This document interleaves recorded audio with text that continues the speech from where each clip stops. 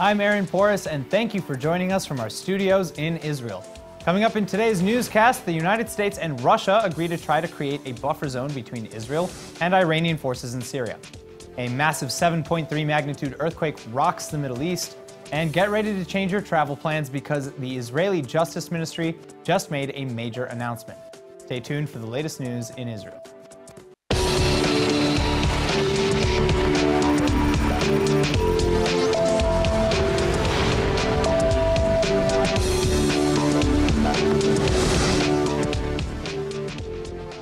The United States and Russia have reportedly just signed an agreement to push Syrian and Iranian forces away from Israel's northern border. While there is no confirmed word on just how big this proposed ceasefire zone would be, Israeli leaders have already come out with doubts that the buffer zone goes far enough. ההסכם שנחתם איננו נותן מענה לדרישה הישראלית החד משמעית שלא תהיינה התפתחויות שמקרבות כוחות של חיזבאללה או של איראן לגבול ישראל, סוריה וצפון. יש בכך שיקוף של הבנה שישראל הגדירה קווים אדומים. Iran has successfully infiltrated much of southern Syria over the years amidst the chaos of the Syrian civil war, and that's why Israeli Prime Minister Netanyahu has fiercely appealed to the world's leaders, especially Russia and the United States, to take action in Syria and keep Iran out of striking range from Israel. While not outright condemning this new ceasefire deal, it's clear that Israel doesn't feel that the United States-Russia buffer zones will do much in keeping Iran at bay. In what most see as an obvious backhand to Russia over this failure, Israel has also just backed the latest UN report confirming Syria's use of chemical weapons on innocent men, women, and children earlier this year. An official probe into that alleged attack was vetoed by Russia not long ago, but by backing criticisms of Syria, one of Russia's biggest allies, Israel is sending the message that red lines will not be crossed. Israelis all over the country just felt the aftershock of a 7.3 magnitude earthquake last night. And while no damage has been reported in Israel, hundreds have been killed at the quake's devastating epicenter, which runs right between Iran and Iraq. ILTV's Brett Allen Smith is here with the story. And Brett, I mean, this must have been a massive earthquake if we were all feeling it all the way over here in Israel. Sure, I mean, a 7.3 is a very serious quake. And right now we're seeing the brunt of the damage really in Iran. I think the latest figures report around 336 dead with almost 4,000 injured in Iran alone. On top of that, there's at least 7 deaths in Iraq and easily another 500 injured there. So while Israelis may have felt some momentary motion sickness or even seen some swinging chandeliers, the damage was absolutely devastating in Iran and northern Iraq, which both sit right there on that major fault line. Oh gosh, it's awful. I mean, yeah, we've been seeing a lot of images from last night and it's just devastating. I mean, Israel thinks of Iran as one of its fiercest enemies, and yet when you see death and destruction on this scale, among innocent people, no matter where they're from, it really forces you to take a step back and take another look. Sure, I mean, it's funny you say that because, yeah, among the chorus of condolences from around the world, Israel's intelligence minister actually offered his sympathies directly to Iran as well. Now, it would be a different story, of course, if Israel was offering aid, but that statement alone is pretty significant. And actually in Iraq, Turkey's just sent first responders to help the Kurdish region that was hit the hardest, which is pretty huge considering how bitter things have been ever since the Kurds voted for independence in the referendum. So better or for worse, sometimes it takes an act of nature to kind of remind us that these are, they're people on the ground, they're individuals, not just nations and borders. Sure. Why don't we go ahead and take a look at the report. Okay. Israelis throughout the country just felt the earth itself tremble, the aftershock of a deadly earthquake that rocked the fault line between Iran and northern Iraq. The quake clocked in at a staggering 7.3 magnitude, and as the dust settles, the death toll in Iran and Iraq continues to climb. Iran is seeing the brunt of the damage, and though daily tremors for the fault line heavy region are pretty normal, this is Iran's most fatal quake in nearly 15 years. Many Israelis, however, are seeing the horrific images coming in as a fatal warning, because Israel actually sits along its own explosive fault line, the Syrian-African Rift. Now, there hasn't been a major earthquake in Israel since the 20s, but that's something experts warn could change suddenly in as soon as a few years. That's why scientists have long been pressuring the government to prepare the country for such disaster, but if it's a question of when and not if, then time may already be running out. Now, while Israel's building materials might not be up to snuff for earthquakes, we are apparently home to incredible construction materials for marine infrastructure. Joining me now in the studio to tell us more about this amazing line of products is Dr. Shimrit Perkel-Finkel, the CEO and Chief Scientist of Econcrete. Thank you so much for coming in. Hi, good evening. All right, so my first question, what is Econcrete and what is the mission or goal of Econcrete? So Econcrete is a suite of bioenhancing concrete products and designs that basically bring life to concrete infrastructure in the marine environment, while also increasing their structural stability and strength. And we really look into changing the way the future coastlines are going to be built and function in order to ameliorate the state of the coastal environment. So this is really, to create construction materials that, rather than, being stuck in the middle of some sort of environment, become a part of that environment and that ecosystem. And it's not just that they're stuck, they're actually creating damage at the moment. And we're looking to reduce the damage and actually increase the functioning of the ecosystem. Okay. So what products do you have in your line that you're now using? We have about 5 or 6 products already active, including seawalls, marine mattresses, which is a new development that we've done. I was going to ask you about that in a moment, but go on. We have pier piles, armoring units that we're just seeing here at the back of me. So it's different elements that you build a marina or a port over waterfront with, and we're doing all these 2 products. All right, so tell me actually about this marine mattress now. What is that? That's the latest development. We've done that under the Bird Foundation program. So we received a grant to do this R&D for this product with a Besser company in the US. It's basically beach stabilization measure, and also enables to protect underwater pipelines for the oil and gas industry, while also, of course, creating a lot of habitat and introducing space for fish and oysters. So that's actually a big point that I kind of want to jump back to really quickly about the oil and gas companies. If there's a spill, this mattress will help conserve No, that's way down the water in the abyss. I mean, basically, the spill is more or less at the top. But we are helping to make the habitat, instead of just having a pipe that doesn't do much or even take a part of the habitat away, we're creating the habitat as a part of the protection for the pipeline. It's a win-win solution, basically. All right. So where have your Econcrete products, where have they been installed so far, and what have the results been? So we have installations in Israel and in the east coast of the U.S., including New York and Florida, actually, that withstood just the latest hurricane, and we were fortunate to have the marine mattresses endure that. And we have excellent results, basically doubling the amount of species and the amount of diversity, both in fish and in vertebrates, in most of our installations to date. So we're bringing back some of the populations. We're bringing life back, and we're reducing the impacts, and we're bringing a lot of additional value from an R-greening perspective as well. Amazing. All right. Well, unfortunately, that is all the time we have today. But thank you so much for coming in. Thank you so much. Econcrete, Dr. Shimbli. Thank you. Thank you. Bye. All right. Now, making good on its warning just a few days ago against acts of terrorism, the Israeli army has just arrested a top commander of the West Bank's Islamic Jihad terror group. The Shin Bet has confirmed that Tariq Ka'adan, who runs the group's terror activities in the West Bank, is now in custody along with 13 additional Palestinian suspects. Less than 48 hours ago, the IDF's Major General issued a stern video warning to the Islamic Jihad group that Israel was aware of their plans to carry out an attack, and that Israel was ready to respond. Tensions have been on the rise ever since Israel destroyed a Gaza terror tunnel that breached Israeli territory, killing 14 members of the Islamic Jihad in Gaza.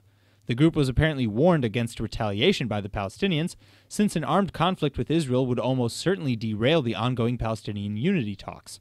Israel has a vested interest in those talks proceeding uninterrupted as well, which is why the army warned Islamic Jihad against inciting violence, and even went so far as to arrest one of the group's top leaders at the height of these tensions.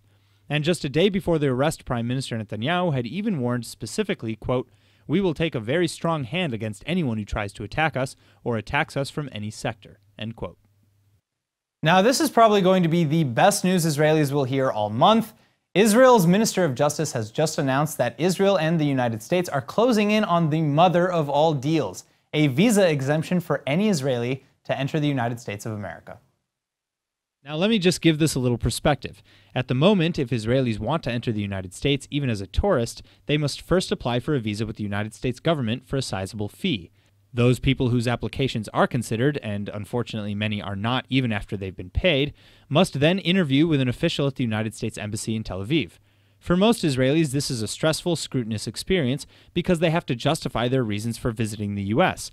While some Israelis do obtain all kinds of visas this way with no problem, countless others are denied entry to the U.S. every month. That's why Israelis are doing backflips over Justice Minister Ayelet Shaked's tweet announcing that Israel and the U.S. have found a way to get Israelis into the country visa-free. Her tweet reads, quote, Since I took up my post, we've been working with the Americans on joining the select group of countries whose citizens are exempt from obtaining an entry visa to the U.S. We have found the balance between protecting the privacy of Israeli citizens and United States requirements." End quote. It's mid-November, which means that while most Americans are gearing up for Thanksgiving, Israelis are 10 steps ahead and they're already doing their pre-holiday bargain shopping. But apparently, with the shopping season, 'tis also the season of crime. Time for the height of the Israeli online shopping sprees, burglars have just broken into the country's central post office, tearing open hundreds of packages.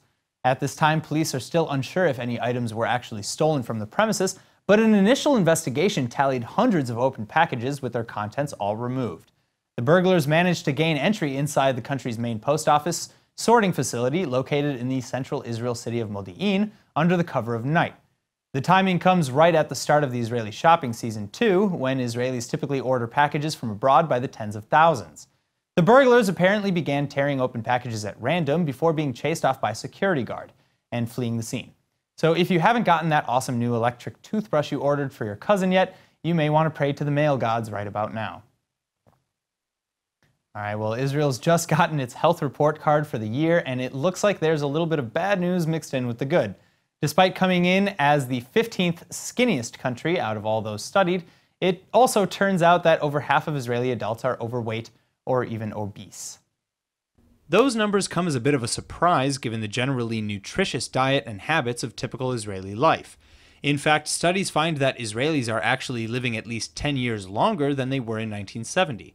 And while 53% of Israelis are overweight, this number is actually lower than the worldwide average, and well below obesity numbers in the United States and Mexico, which statistically have the fattest citizens.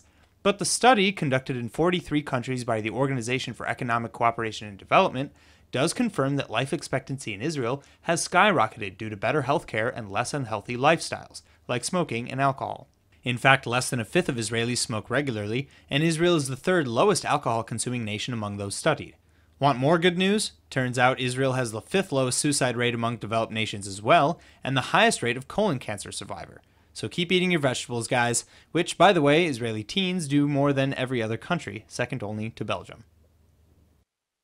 Israel isn't known as the startup and high-tech capital of the world for nothing, but while there are plenty of high-tech sector companies here in the Holy Land, getting your foot in the door at any of them can be a very daunting, competitive, and difficult task.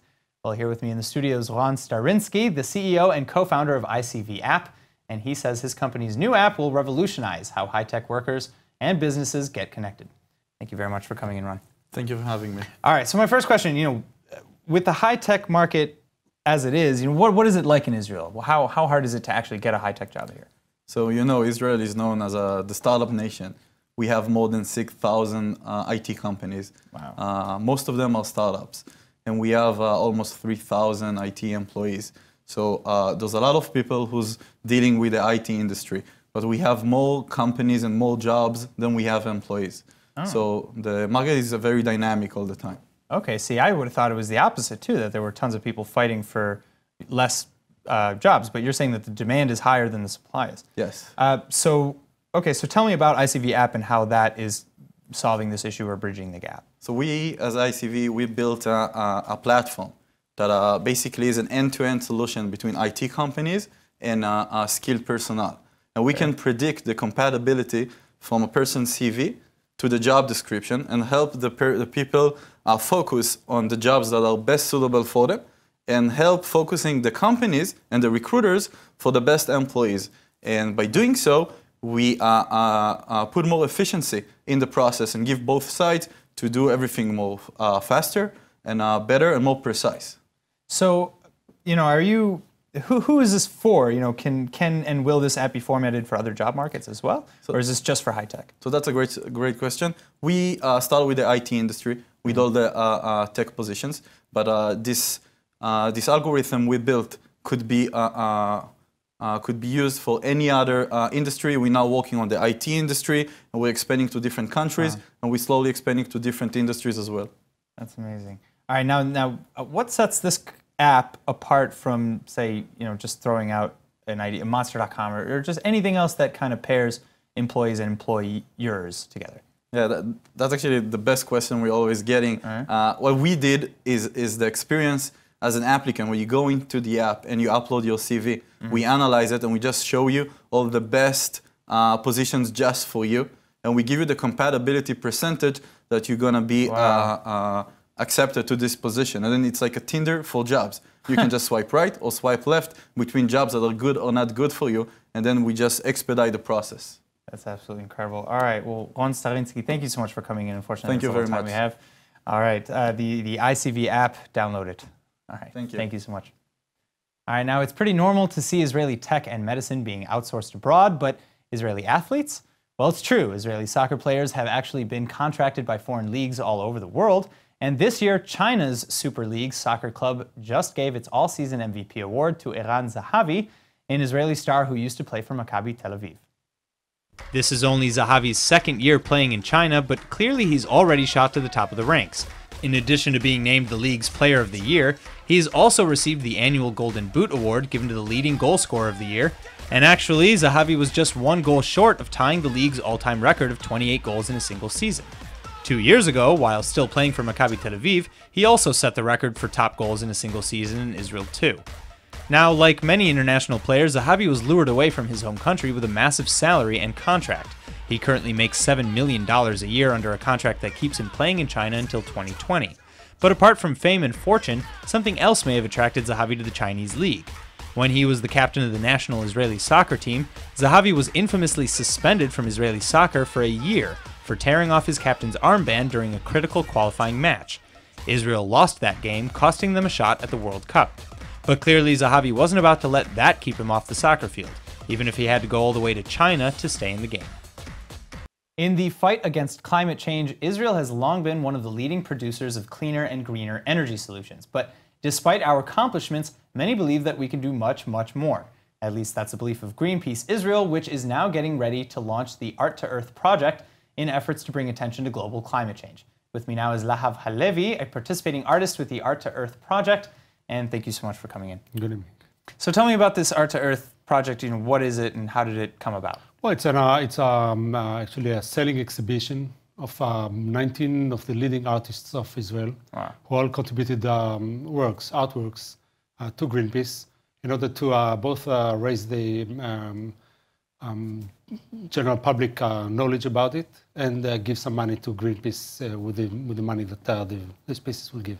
It's amazing. So, I mean, all the money will go back to Greenpeace, or Greenpeace will kind of direct that money to certain projects? All the money will go to Greenpeace in order to direct it to other projects. Yeah. Is there any sort of specific project that you were kind of hoping to get involved with through Art to Earth, or to raise money for? Among the artists, I'm considered to be the political artist, and I see. Yes, so I'm involved in most of the Greenpeace projects around.